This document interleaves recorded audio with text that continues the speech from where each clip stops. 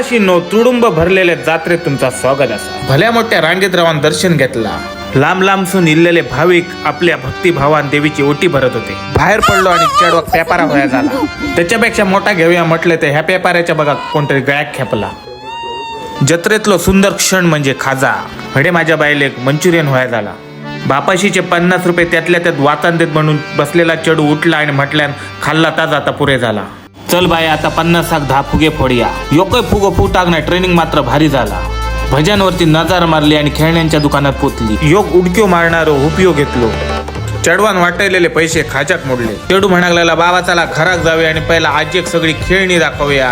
मंडळी आमची जत्रा ही मस्त झालेली होती. ब्लॉग आवडला असाल तर तुम्ही लाईक करा. खुश राहा आणि बघित राहा दिनुका फंडा.